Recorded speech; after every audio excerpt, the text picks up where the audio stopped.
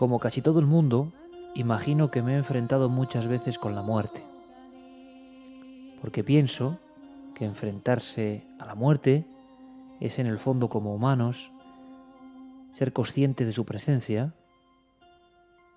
no invisibilizarla, saber que está ahí y sobre todo reflexionar sobre ella.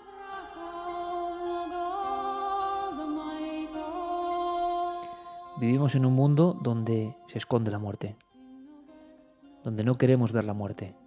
Somos la primera generación temporal, hablo del último siglo, que se tapa los ojos como el niño ante la muerte. Da la impresión de que todas las culturas que en el mundo han sido tenían una visión ligeramente diferente.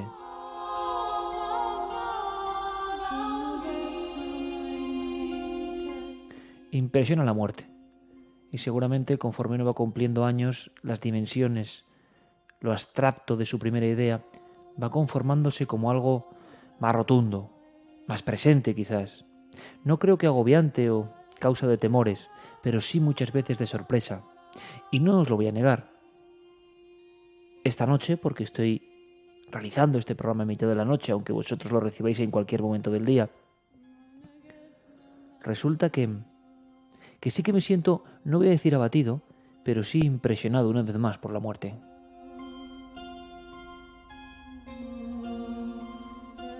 Mi oficio de periodista me ha permitido acercarme a la muerte de una forma quizá diferente, singular, porque todos podemos pensar en la muerte en determinadas ocasiones, aunque es verdad que hoy en día lo que se nos impone es no pensar precisamente en la muerte, para acabar así convencidos de que seremos eternamente jóvenes, para dar un extraño sinsentido al sentido de la vida.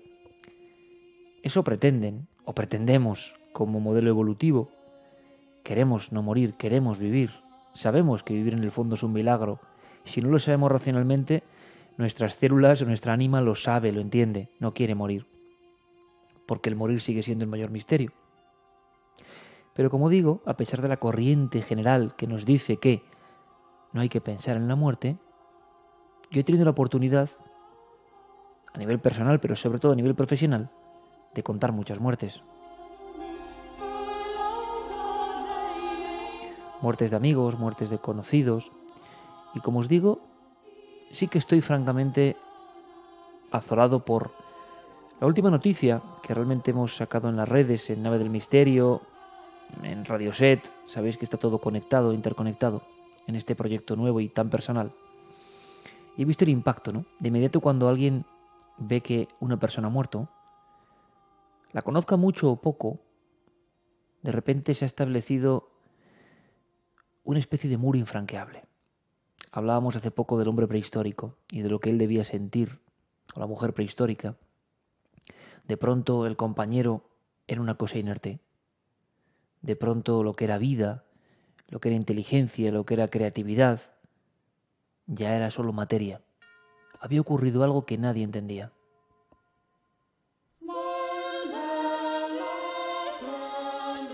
Y yo os decía, hace un par de semanas tan solo, que ese no entender sigue exactamente igual. Si interesa el misterio a la gente, si el misterio en su amplio concepto tiene fuerza, es porque precisamente esas preguntas antiguas, remotas, esas preguntas genesiacas iniciales, nadie ha sabido responder. Nadie ha sabido dar una ecuación, una fórmula, una respuesta. No sabemos lo que es la muerte, pero sabemos que tenemos dos certezas. A lo largo de nuestra vida tenemos dos certezas.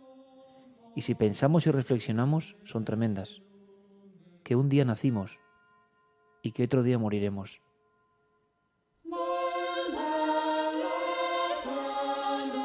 He contado la muerte, la he vivido de amigos muy próximos, de familiares, de personas a las que quería mucho. Como todos, ¿no? Como todos. Y sin embargo, esta noche, desde la buhardilla y mirando al cielo oscuro y mirando las copas de los árboles, yo me quiero acordar y quiero homenajear y quiero en su figura ensalzarla de muchos otros del mismo tipo, ¿no? Un reportero regional, un periodista local, un hombre enamorado de su oficio, y que, como ya adivinaréis, se nos ha marchado demasiado pronto. Tan pronto que sobrecoge. Tan pronto que uno no entiende nada. Tan pronto que a veces los parámetros que uno cree vislumbrar de lo que es el misterio, la vida, su sentido, se convierten en eso, en lo contrario, en uno absoluto sin sentido. Porque este hombre no era especialmente amigo mío. Yo lo consideraba uno de los nuestros, claro. Y creo que el sentimiento era totalmente recíproco. Pero no era una persona de ver todos los días, ni mucho menos. Era una de esas personas, como tantas que también se me han ido, que podías contar con ellas. Nada más y nada menos. Porque quizá a muchos, incluso seguidores del programa, no les diga mucho Nacho Mirás, el nombre, el apellido.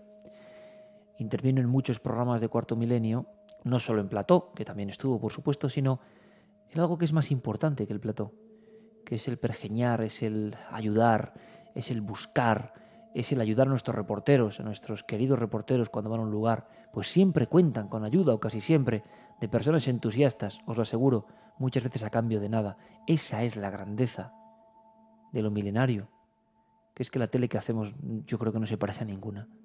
Allá donde vamos en España, siempre hay alguien que tiende la mano, y tiende la mano solo con una contraprestación. Le entusiasma formar parte de esta familia. Acceda a esa familia cada 2 meses, cada 3 meses, cada medio año o cada semana, da igual. Se siente parte de un gran organigrama, se siente una célula importante dentro de una entidad con vida propia, singularísima. Nacho Mirás era uno de los nuestros.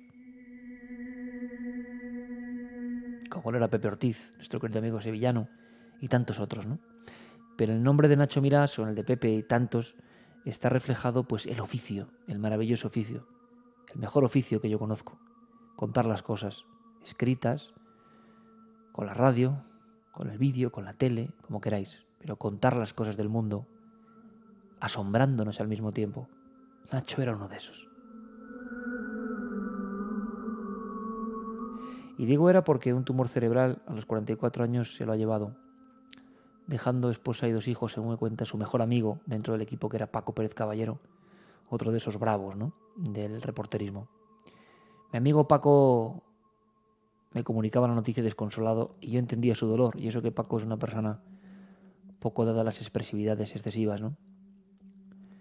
Por eso cuando las personas que no son como yo, por ejemplo, que soy muy expansivo, cuando las personas más calladas, cuando las personas más racionales, si se quiere, demuestran su dolor, como no es habitual, pues nos sobrecoge. Y Paco estaba muy tocado porque un amigo suyo, un amigo de siempre, porque casi es una vida lo que llevamos en el programa Cuarto Milenio, un amigo de los del principio, siempre estaba ahí, siempre la mano tendida al llegar a Galicia, siempre el dato compartido, siempre la búsqueda, siempre no te preocupes, Paco, que yo os voy a ayudar. Era uno de los nuestros.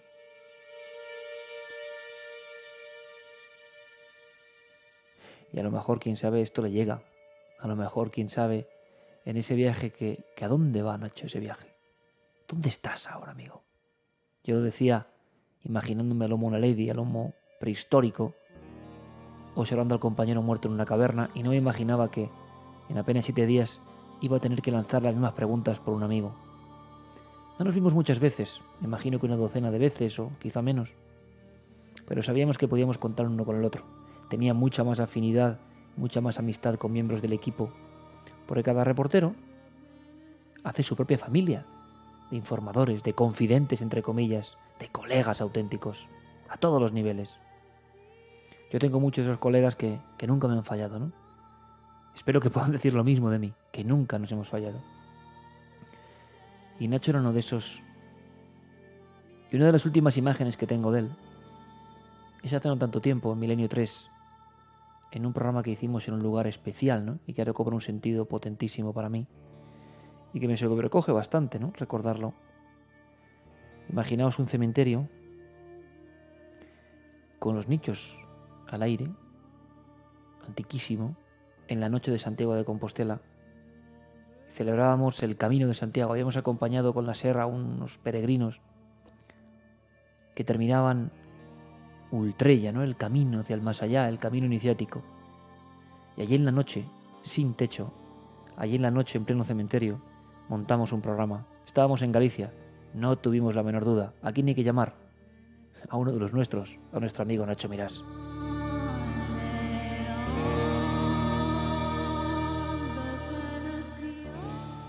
Ahí estaba a mi lado, con la noche fría, y los peregrinos, no muchos, porque era una especie de evento reducido, ¿no? Era una cosa rarísima que hicimos y muy mágica. Estaban sentados en cuclillas, los estoy viendo bajo las estrellas, ni más ni menos que en el campo de las estrellas, Compostela. Y ahí estaba Nacho contándome sus historias, siempre revolviendo en la Galicia mágica, en la Galicia a veces del crimen, en la Galicia ancestral. Él hubiera disfrutado, seguro, como buen gallego y buen seguidor del misterio, curtido en la voz de Galicia, de la noche de ánimas que se avecina, ¿no? Y ahora, ¿dónde estará? Me lo pregunto mirando directamente a los ojos de la noche. ¿Dónde está el amigo que ya no está? ¿Siente y piensa esa energía? ¿Se ha desprendido de alguna forma del cuerpo material? Me estoy haciendo las mismas preguntas que los filósofos griegos, que los pensadores romanos, que los eruditos árabes. Y tengo la misma respuesta, la total y absoluta incertidumbre.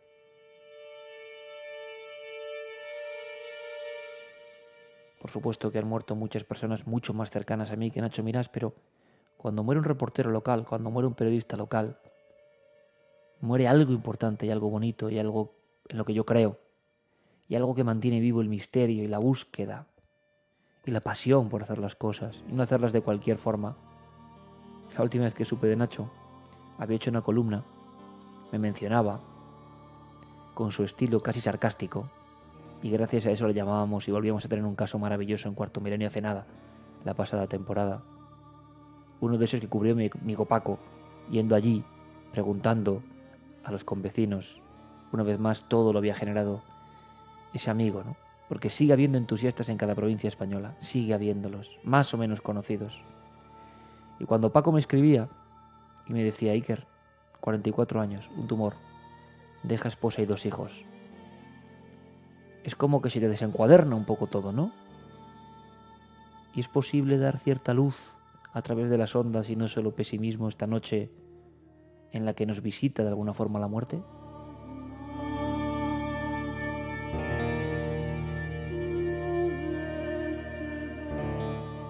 En el fondo es el mismo dilema. Hay luz y hay sombra. Hay viaje y hay incógnita. No sabemos qué pasa. En cuanto la muerte se presenta de una forma tan rotunda e inesperada,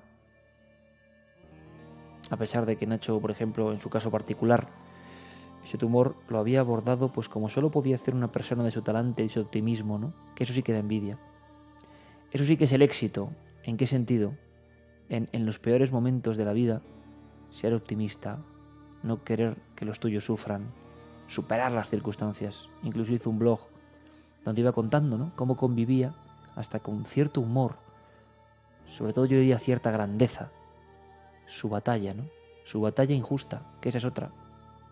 La batalla injusta, esa lotería o qué, inesperada y macabra y sobre todo incomprensible. ¿De qué depende esa lotería? ¿De qué depende ese bombo con muchos números? ¿De qué depende? Yo lo que sé es que precisamente la sociedad en la que vivimos, que en el fondo yo no me siento fuera. Intento ser muy Quijote, pero no me puedo sentir fuera porque formo parte de la sociedad. Esa sociedad hace que no nos preguntemos precisamente lo que estamos lanzando ahora mismo al cielo, en forma de mensaje o a las redes, como queráis. Que no nos preguntemos esto, porque preguntarse esto es preguntarse por el sentido de la propia existencia. Profundizar y analizar es abandonar los terrenos donde quieren que estemos. Existe una corriente ultramaterialista que quiere que no nos preguntemos por la muerte y que asumamos que somos solo un atajo de células de materia, milagrosa y maravillosa en mi opinión, pero que se apaga y ya está. ¿Vosotros creéis eso? Yo no sé qué pensar, pero desde luego mi interior ingenuo, dirán algunos. Yo creo que puede ser ingenuo, pero también os aseguro que está labrado con miles y miles de horas de lectura de personas mucho más sabias que yo y muy diferentes en sus planteamientos. He leído a creyentes absolutos en el alma y he leído a escépticos ultra racionales como Dawkins y tantos otros, ¿no? Porque creo que nadie tiene exactamente eso que se llama la razón completa.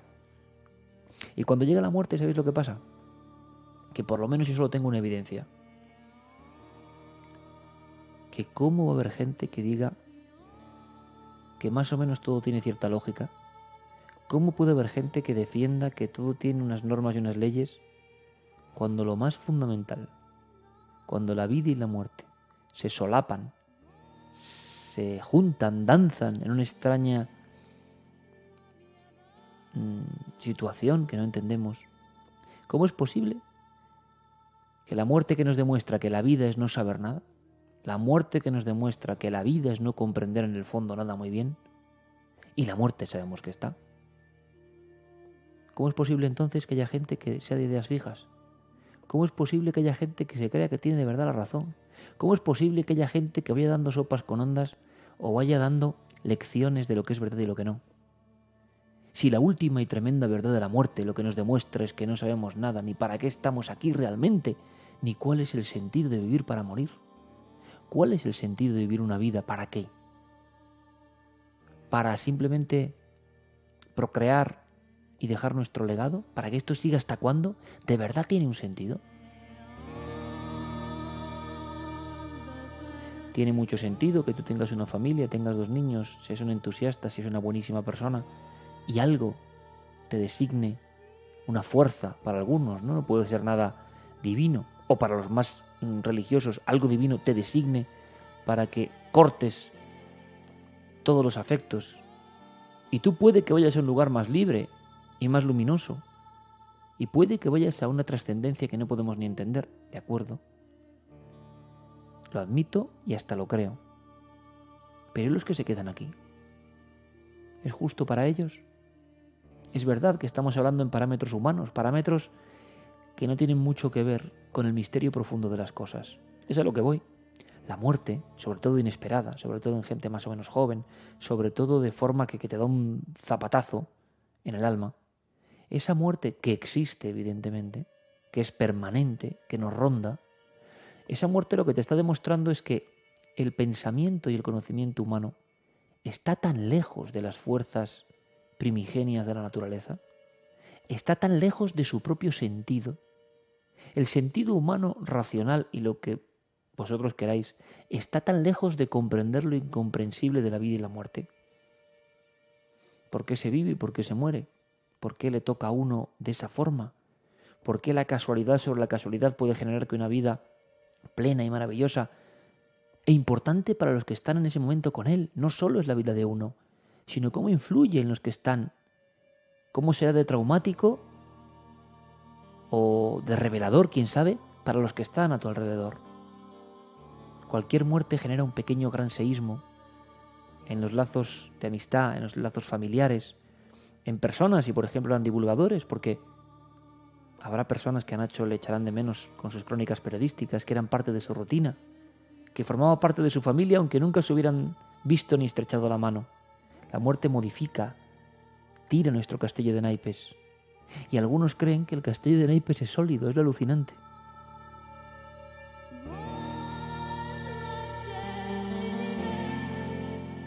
Hace unas horas mi querido amigo y camarada y compañero de fatigas, Guillermo León, me decía aquí, en este mismo lugar, cómo él se asombraba de esas personas que creían que su vida iba a ser siempre igual, lineal, que estaban convencidas o las habían convencido de que iban a trabajar hasta los 65 años en el mismo sitio. Eso ya empieza a ser muy difícil, ¿no?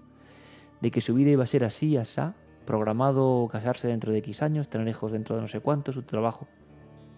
Y él los miraba con la desconfianza de quien sabe, de quien intuye mínimamente que la vida tiene unas normas, unos sorteos, unas loterías, unas complejidades que no tienen nada que ver con nuestra idea. Y es lo que yo pretendo contar esta noche. La diferencia entre lo que cuentan hasta los más sabios o los que se creen más sabios y luego la fuerza tremenda de la realidad, de la naturaleza, de la vida, de la muerte, de la luz y de la sombra. No tiene nada que ver lo que nosotros podamos creer real o irreal con sus designios. Por tanto, caben todas las posibilidades. ¿Cómo negar que no pasen cosas? Por ejemplo, ¿por qué negar que nuestro amigo Nacho y tantos otros amigos no están ahora mismo de verdad escuchándonos y sonriendo y sintiendo esto en algún otro sitio al cual ojalá nosotros vayamos también en su día cuando nos toque? ¿Alguien de verdad puede negar que lo que es el alma humana, la energía, la luz que transporta nuestra entidad, yo qué sé, alguien puede negar con rotundidad que eso no existe?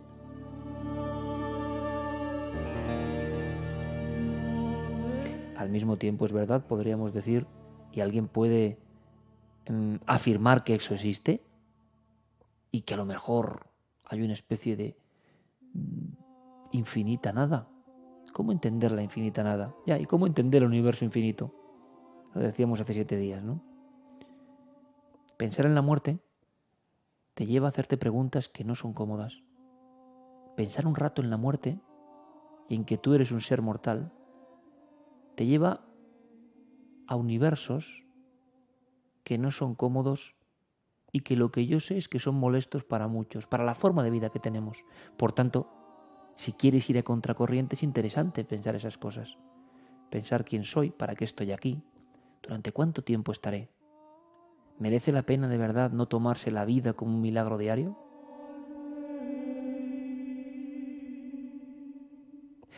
Qué difícil es luego, ¿verdad? Hacer caso de estas premisas que suenan tan bonitas cuando uno recibe un mazazo y se pone consciente y trascendente. Y luego cómo se va olvidando todo, cómo se va diluyendo, ¿no? Como digo muchas veces, como azucarillo en agua, cómo volvemos a la rutina, a quejarnos por no sé qué, a meternos en el sumidero de los problemas cotidianos. Claro, es que somos humanos. Lo difícil es pensar cada día de verdad que es un milagro, que es un regalo que desenvolvemos. Me impresionó mucho hacer el trabajo de Félix, que es lo mejor que hemos hecho, creo yo, porque en el fondo, la gran filosofía felixiana, lo más importante de este hombre, lo que nos contaba, creo yo, es que la vida es un milagro, creas o no en los milagros, que la vida es algo irrepetible tal y como se nos da, aunque haya otras vidas, no van a ser nunca como esta, que tienes que tener conciencia, amigo y amiga, de que es un regalo que desenvuelves cada día, que nadie puede saber cuándo te lo pueden quitar, cuándo puede acabar eso como un regalo, como una gran sorpresa matutina, todos los días puedes vivir un día más. ¿Por qué no pensamos en eso? ¿Nos daría otra energía? ¿Otra perspectiva? ¿Otra forma de ver las cosas? ¿Qué creéis?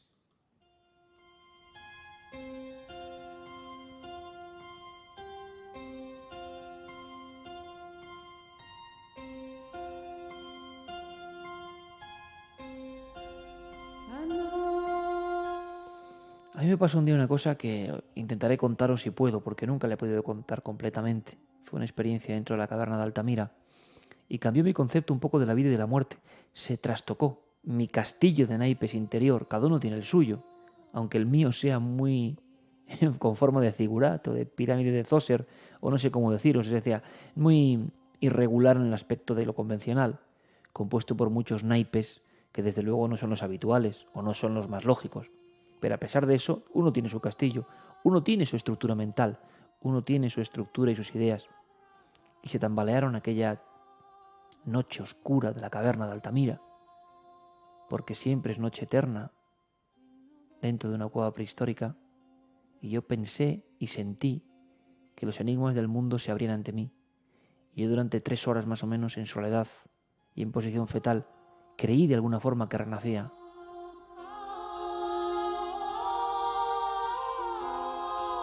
Y es una de las experiencias cumbres de mi vida.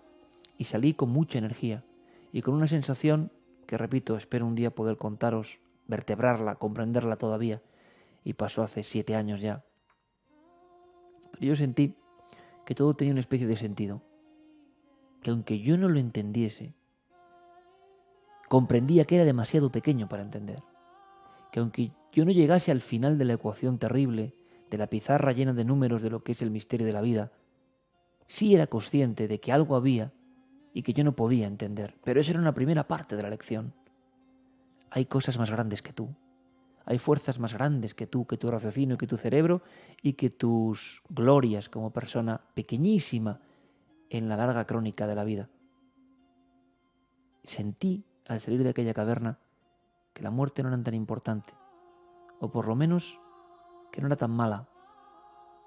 Y claro, luego vienen noticias como esta y también, no es que te desarbolen, pero dices, ¡buah! ¡Qué ejemplos más terribles!, ¿no? ¿Qué cosas pasan? ¿Qué sentido tiene esto? Yo no se lo encuentro. Y el único alivio que tengo, el único alivio que puedo tener, es pensar, volver a ponerme en esa posición y decir, como en la caverna, pero ahora en la buhardilla, y decir, soy tan pequeño que no entiendo. Hay cosas que es que no encuentro ningún tipo de explicación. No entiendo por qué alguien se va con 44 años y 2 niños y una mujer. Por supuesto, imaginaos cuando hay un crimen, ¿no? Cuando hay algo todavía más terrible, ¿no?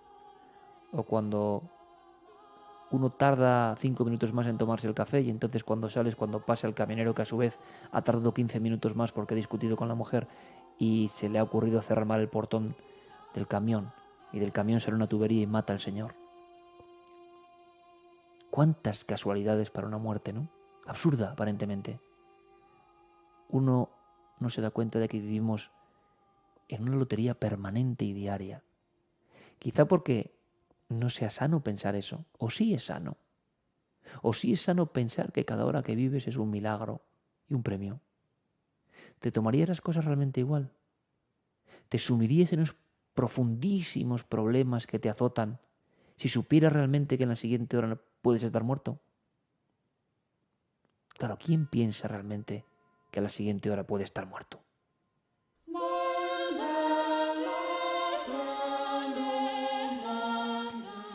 Y esa es una de las diferencias quizá con las antiguas culturas o con los iniciados, me imagino, de las antiguas culturas, porque burros, ignorantes o que se creen sabios, que suelen ser los más ignorantes, habrá habido en todas las culturas. Pero sí he leído mucho en torno a la cadena áurea, aura catena, lo que llamaban los filósofos esa larguísima tradición de los que querían saber qué había detrás, ¿no? Esa larguísima tradición filosófica de los que pensaban que todo cobraba un sentido, que todo tenía una especie de lógica, que el relojero cósmico o la relojera cósmica había diseñado todo esto con unos parámetros muy grandes para nosotros, pero con su profundo sentido. He leído muchas cosas, he pensado en muchas cosas, y es curioso cómo las grandes culturas que incluso nos han dado el conocimiento más profundo, por ejemplo la cultura griega, había una corriente amplísima que fue exterminada con el tiempo porque no interesaba, que eran los que querían morir antes de morir. Morir antes de morir para saber lo que había en ese viaje.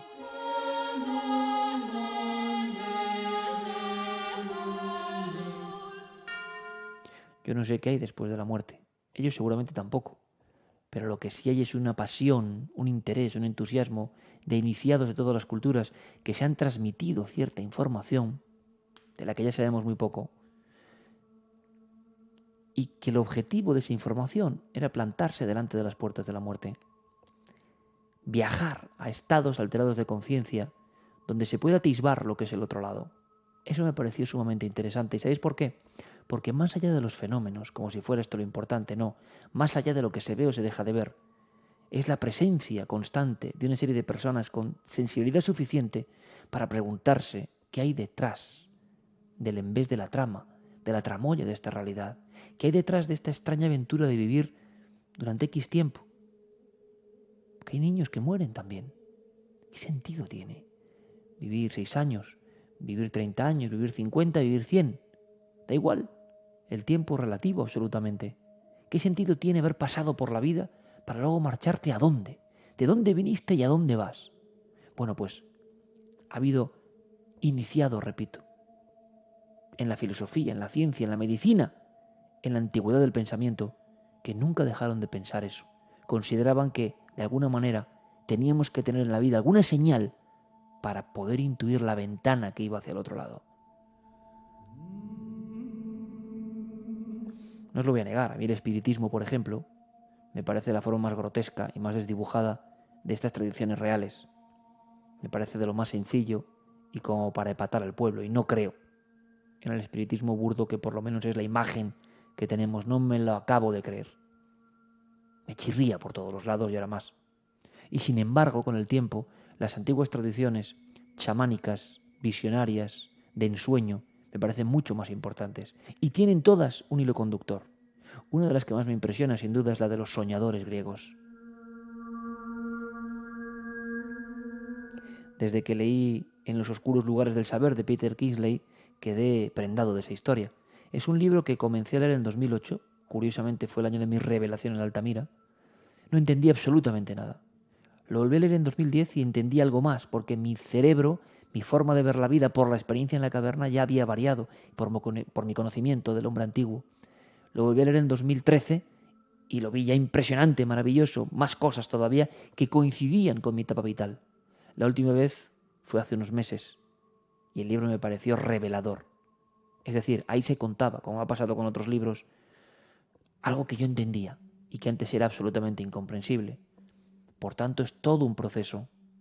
Los griegos iniciados, los padres de la filosofía, algunos de los grandes padres de la filosofía, que luego fueron apartados, iban a los Esclepeion, se metían en una especie de catacumbas, era la forma, podía haber sido cualquier otra, pero esta era, y soñaban, inducían el sueño, y en el sueño semihipnótico, en ese estado crepuscular que no es ni sueño ni vigilia, ocurrían ciertas cosas, había ciertos mensajes, había auténticos viajes casi propio de las sibilas, se accedía en definitiva a unos mundos que no son de aquí ni de allá, que son como una ventana, como dice el doctor Gaona, ventanas que se abren, y esos griegos, con ciertas, imagino, conductas y fórmulas que se fueron repitiendo durante mucho tiempo, comprendieron y visualizaron el otro lado, o por lo menos, que es lo más importante, más que si había un genio en la puerta, o había un dios, una diosa, no, eso es absolutamente secundario.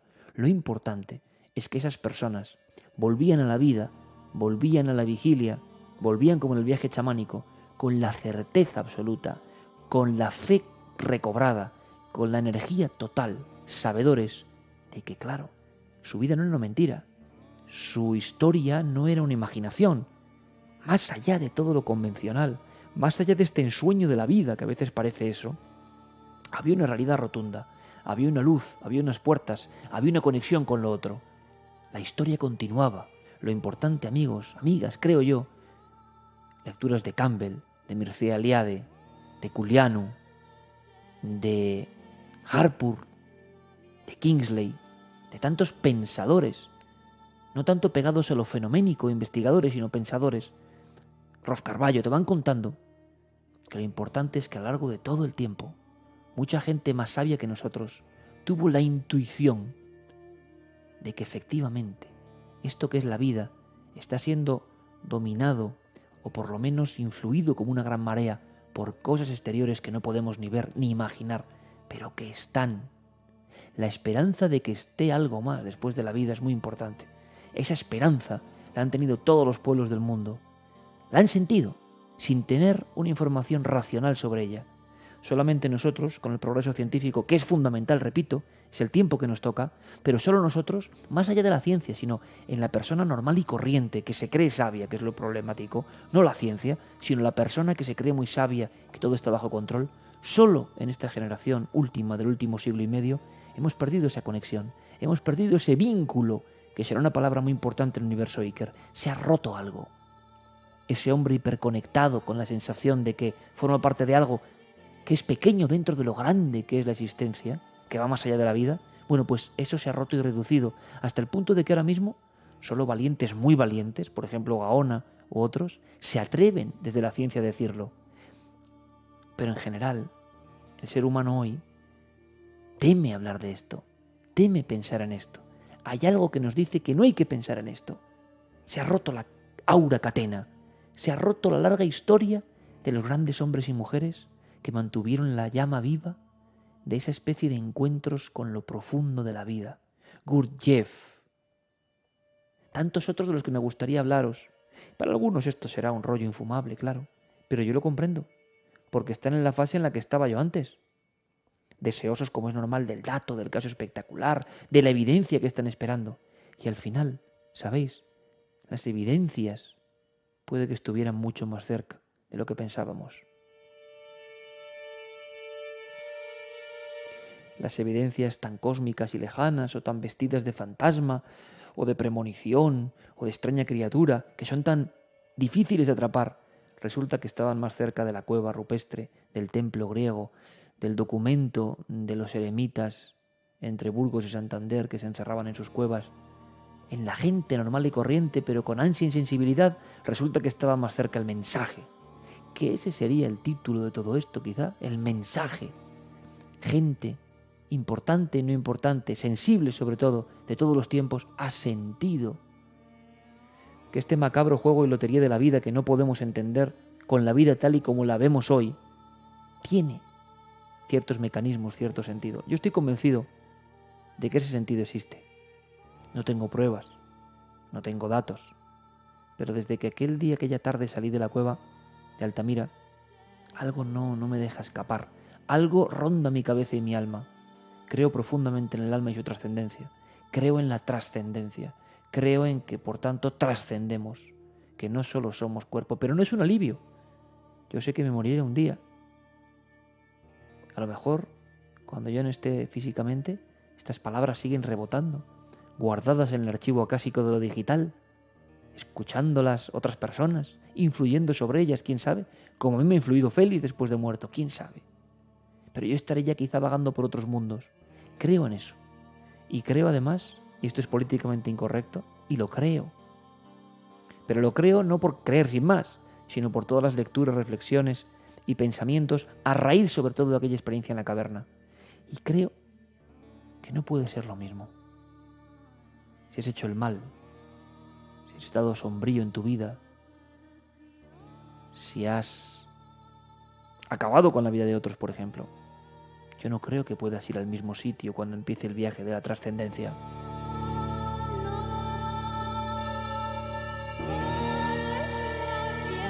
Ahora parece que estamos en una sociedad de lo igualitario. Esa palabra tan bonita y tan hipócrita, lo igualitario. Igualar a todos por el mismo rasero. Pero ¿cómo vamos a igualar a todos por el mismo rasero? ¿Es lo mismo quien mata a un niño que el niño que muere? Depende de lo que leas y por dónde van los conductos de la vida, parece casi que sí. Que hay derechos y todo de quien mata a un niño. Como decía Chicho Ibáñez Serrador, ¿quién puede matar a un niño? Por ejemplo, ese nunca, en mi opinión, podrá ir a un lugar trascendente, que es el mismo donde va la gente buena, como la antes nombrada, ¿no? La gente que ha pasado por su vida dejando sonrisas, dejando empeño, ánimo, entusiasmo, dejando bondad. ¿Cómo va a ser lo mismo? La naturaleza yo creo que no hace nada en vano. La naturaleza no hace nada porque sí. La naturaleza va hasta umbrales casi infinitos o infinitos que no entendemos y por eso llamamos sobrenatural. Pero realmente sobrenatural no tiene que haber nada. Todo entra dentro de esto que es la existencia, la naturaleza. Bueno, pues hay áreas, océanos inmensos de naturaleza que no hemos empezado ni a nadar, estoy seguro. Como hay océanos inmensos dentro del cerebro que no hemos empezado ni a descubrir. Pues bien, en la terrible y gloriosa especie humana hay de todo. ¿Me queréis decir que todos van a ir al mismo lugar? ¿Van a tener la misma trascendencia en la luz, habiendo sido en su vida sombras permanentes? Codiciosas, envidiosas, criminales. ¿Va a ser lo mismo? No puede ser lo mismo. ¿Es esperanza de ingenuo? No lo sé. Pero yo creo y siento que es así. Y resulta que todas las religiones, en el fondo, con una imagen que ya casi nadie cree, sobre todo los que son muy sabios, claro, de cielo y infierno, en el fondo te están contando una eterna historia. Desde el principio del tiempo, desde las cavernas, te están contando una eterna historia. Un lugar para el dolor, quizá para la purga, no lo sé, para todos esos que hacen incluso estas mismas horas, ¿no? Que es lo terrible, dolor en el mundo, dolor terrible, dolor salvaje, dolor diabólico. Para eso habrá un lugar. Yo lo creo, sinceramente. Y también sé, intuyo, que hay una luz primigenia, un algo de donde salió todo, una especie de gran padre o gran madre. Y se volverá esa energía. Quien lo merezca se volverá. Eso tendría cierto sentido, ¿verdad?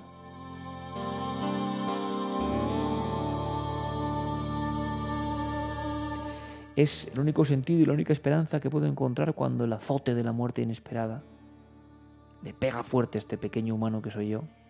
Este ignorante humano con un micrófono, hablando a la noche y contando cosas que para la inmensa mayoría, me imagino, serán poco menos que, bueno, disquisiciones sin sentido en un mundo donde hay que pensar en lo inmediato, hay que pensar en lo que tengo, hay que pensar en lo material, hay que pensar que no mueres. Todo va hacia la eterna juventud, el eterno buen aspecto, la eterna satisfacción, lo hemos contado aquí, de las necesidades primarias, más primarias. Todo va a que dejemos de pensar en todo esto. Pero como decíamos, y recuerdo que le escuché la frase tremenda a Fernando Jiménez del Oso, todos tenemos esas dos certezas, que nacemos y morimos. La misma que tenía el hombre de Neandertal o el Homo naledi. No ha ocurrido nada en estos millones de años. Nada nos ha quitado un ápice de duda. Por tanto, cuando mañana o pasado os encontréis con el típico sabio no sabemos de qué, autoconvencido en su vida convencional, de que no puede haber vida en el más allá, de que por supuesto esa vida en el más allá, esa energía, no se puede mostrar en el más acá, ¿por qué no? Cuando sonría y os diga que eso no es científico, que en el fondo tenéis que ver a esa persona como lo que es, como un pobre humano que vive sin saber qué va a ser de él realmente. Como vosotros y yo somos otros pobres humanos, pero que por lo menos estamos preguntándonos cosas. Quizá eso nos otorgue cierta capacidad para cuando llegue el momento o lleguen historias dolorosas, afrontarlo de otra forma. Saber que la muerte existe puede dar una buena dimensión a la vida. Saber que la muerte es una realidad y no esconderla puede darle más potencia y más luz al sentido de tu vida. Se podría decir que hasta la muerte puede darle un sentido a tu vida. No puedes perder mucho el tiempo. No puedes ser muy idiota conscientemente. Haz bien las cosas si puedes. Libra tu propia batalla. Y seguro que tu alma tenderá hacia el bien, yo estoy convencido. Solo en casos abyectísimos y que tampoco sé por qué ni qué sentido tienen, ocurre lo contrario. Pero el no rehuir las preguntas terribles de la muerte, el no cruzar los dedos y decir lagarto, lagarto, el afrontar ese extraño misterio de la vida y la muerte, puede hacer que temamos menos al vivir. Porque como me dijo un día el doctor Gaona, ese valiente, aquí el problema no es tener miedo de la muerte. Aquí el verdadero problema es tenerle miedo a no saber vivir.